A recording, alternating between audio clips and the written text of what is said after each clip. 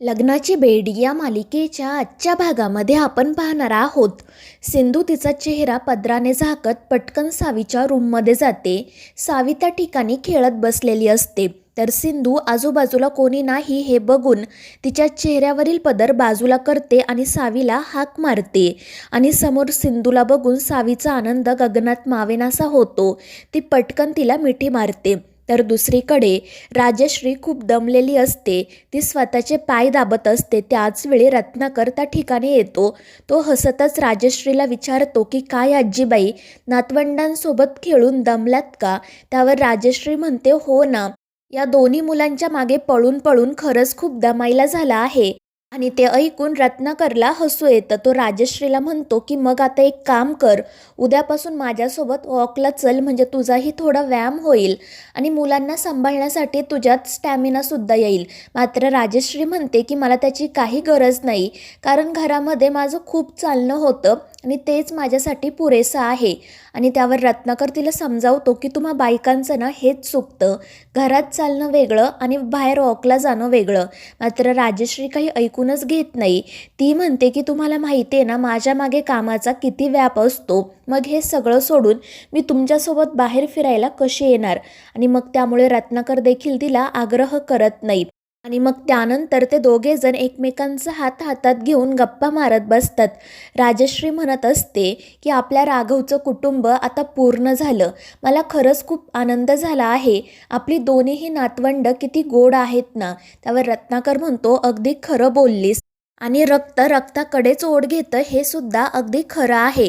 कारण बघ ना, सावीने आपल्या राघवलाच विचारलं होतं की माझे बाबा व्हाल का? आणि त्यावर राजश्री म्हणते, हो ना, तो प्रसंग आठवला ना की अजूनही माझे डोळे भरून येतात. सावीला तिच्या बाबांची किती ओढ लागली होती आणि हे सगळं काही आपल्याच डोळ्यांसमोर घडत होतं, पण तरीही आपण काही करू शकलो नाही. आणि त्यानंतर ती नाराज होत म्हणते की जर त्यावेळी सिंधू घर सोडून गेली नसती तर आज चित्र काहीसं वेगळं असतं. सावी, अंकुर, राघव आणि सिंधू सगळेजण एकत्र असते. त्यावर रत्नाकर म्हणतो, अगदी खरं आहे, पण त्या गोष्टीमध्ये जेवढी चूक सिंधूची होती तेवढीच चूक राघवची सुद्धा होती. आणि त्यावर राजश्री सुद्धा हो म्हणते.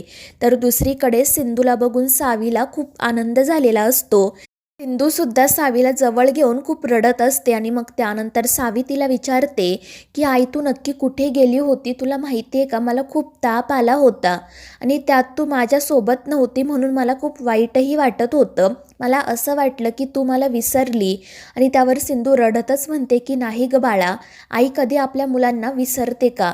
पण मी एका खूप मोठ्या संकटात अडकले होते, त्यामुळे मला येता आलं नाही.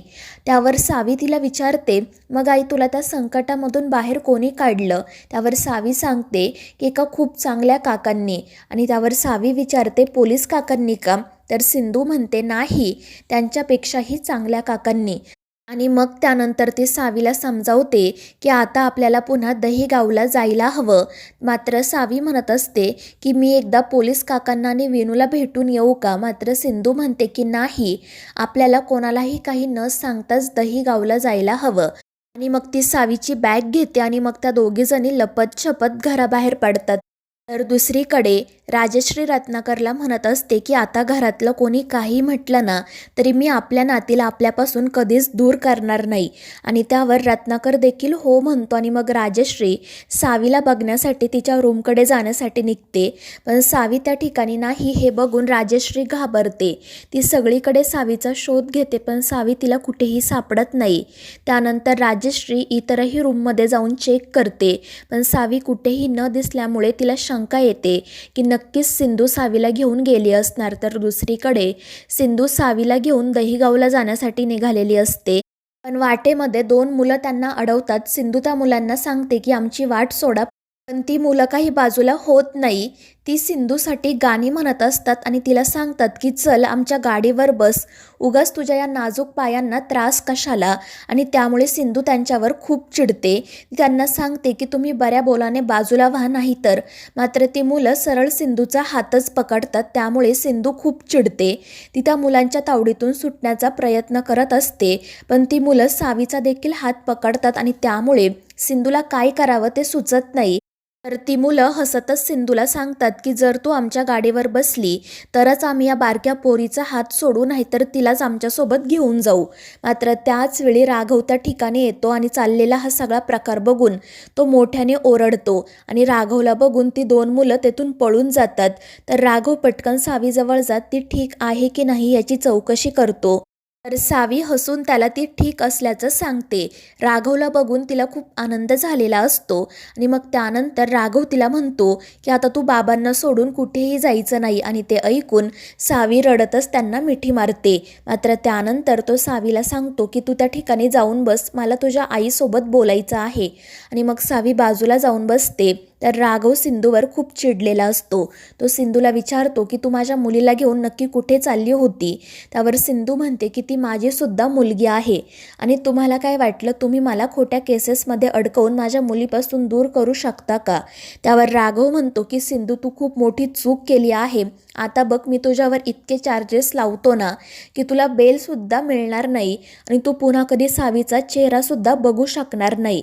आणि त्याच वेळी राजश्री त्या ठिकाणी येते आणि राघवच्या कानाखाली मारते. त्यामुळे राघव आणि सिंधूला मोठा धक्का बसतो. तर राजश्री रागातच राघवला म्हणत असते की तुला लाज वाटत नाही का एका लहान मुलीला तिच्या आईपासून दूर करायला. हेच संस्कार केलेत का मी तुझ्यावर. आणि मग त्यानंतर ती राघवला खूप सुनावते आणि त्याला सांगते की मी तुला हे पाप करू देणार नाही. आणि मग ती सिंधूला सुद्धा म्हणते की मी तुला सांगितलं होतं ना गं, राघव येईपर्यंत शांत राहा, आपण बोलून या सगळ्यातून मार्ग काढू. मग काय गरज होती तुला सावीला बाहेर घेऊन जाण्याची. तुम्हाला का कळत नाहीये, या वयातील मुलांना आई वडिलांची दोघांचीही गरज असते. आणि मग ती राघव सिंधूला सांगते की तुम्ही तुमचा इगो, तुमच्यातील भांडण बाजूला ठेवा आणि त्या सावीचा थोडा तरी विचार करा. तुमच्या भांडणांमध्ये मी माझी नात भरडली जाऊ देणार नाही. आणि राजश्रीचं ते बोलणं ऐकून राघव आणि सिंधू खाली मान घालतात. तर दुसरीकडे रुक्मिणी राजश्रीला आवाज देत असते. त्याचवेळी रत्नाकर त्या ठिकाणी येतो. तो रुक्मिणीला म्हणतो की वहिनी मला तुला एक गोष्ट सांगायची आहे. त्यावर रुक्मिणी विचारते की आढेवेढे न घेता जे काही असेल ते स्पष्टपणे सांग. आणि मग रत्नाकर तिला सांगतो की आपल्या घरामध्ये जी सावित्री होती ना, ती सावित्री नाही तर सिंधू होती. आणि ते ऐकून रुक्मिणीला धक्का बसतो. तर रत्नाकर रुक्मिणीला घडलेला सगळा प्रकार सांगतो आणि म्हणतो की कदाचित सिंधू सावीला घेऊन या घरातून निघून गेली आहे आणि राजश्री तिच्याच पाठोपाठ गेली आहे. पण ते ऐकून रुक्मिणी खूप चिडते. ती म्हणते की ती सावी सिंधूचीच मुलगी आहे. मग जर ती तिला घेऊन गेली तर काय बिघडलं, राजश्रीला तिच्या पाठोपाठ जाण्याची काय गरज होती. त्यावर रत्नाकर रुक्मिणीला समजवण्याचा प्रयत्न करतो. पण रुक्मिणी काही ऐकून न घेता रागातच तिच्या रूममध्ये निघून जाते. त्यानंतर त्यांच्या शेतामधून धान्य आलेले असते. रिषभ त्या धान्याच्या पोत्या दरवाजामध्येच ठेवतो. तर रुक्मिणी त्याला विचारत असते की अरे हे सगळं काय आहे. त्यावर रिषभ म्हणतो की अगं काकू, आपल्या शेतामधून धान्य आलं आहे. त्यावर रुक्मिणी म्हणते ठीक आहे, राजश्री आल्यानंतर त्याला हळदी कुंकू वाहील आणि मग आपण घरात घेऊयात. त्यावर रिषभ म्हणतो ठीक आहे. त्याचवेळी राणीसुद्धा त्या ठिकाणी येते. ती रुक्मिणीला राघवबद्दल विचारत असते. त्यामुळे मग रुक्मिणी रिषभला राघवला कॉल करायला सांगते. पण त्याचवेळी राघव, सिंधू, सावी आणि राजश्री घरामध्ये येतात. मात्र जेव्हा सिंधू घरात येत असते आणि त्यावेळी तिचा चुकून धक्का त्या धान्याच्या पोत्याला लागतो आणि तांदळाचं पोतं खाली पडतं आणि जणू काही सिंधू माप ओलांडूनच घरात येत आहे असं सगळ्यांना वाटतं.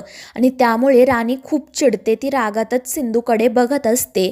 पण राजश्री तिला म्हणते काही हरकत नाही, तू चल आतमध्ये. मात्र रुक्मिणी त्या चौघांना आतमध्ये येऊ देत नाही. पण राजश्री रुक्मिणीची समजूत काढते आणि ती सिंधू, राघव आणि सावीला घरात घेऊन येते. त्याचवेळी विनूसुद्धा त्या ठिकाणी येतो. सावीला बघून त्याला खूप आनंद होतो. तो सावीला विचारतो की आता तू परत दहीगावला तर जाणार नाही ना. आणि त्यावर सावी सांगते नाही, आता मी इथेच राहणार. तर राघवही म्हणतो हो विनू, आता सावी इथे आपल्यासोबत तिच्या हक्काच्या घरात राहणार. तर मित्रांनो, या मालिकेच्या पुढील भागांमध्ये आपण पाहणार आहोत राघव राणीवर खूप चिडलेला असतो आणि तो तिला म्हणतो की तुझ्याचमुळे सिंधू मला सोडून गेली आणि तुझ्याचमुळे आमचं बाळही गेलं. पण आता मी माझ्या आणि माझ्या मुलीच्या मध्ये इतर कोणालाही येऊ देणार नाही. तर दुसरीकडे सिंधू राघवला प्रॉमिस करते की मी तुमच्या घरात राहू शकणार नाही, पण मी पुण्यातच राहील आणि तुम्हाला कधीच सावीला भेटण्यापासून अडवणार नाही. आणि ते ऐकून राघवला खूप आनंद होतो. तर मित्रांनो, या मालिकेच्या पुढील भागांच्या अपडेटसाठी आपल्या चॅनेलला सबस्क्राईब करा.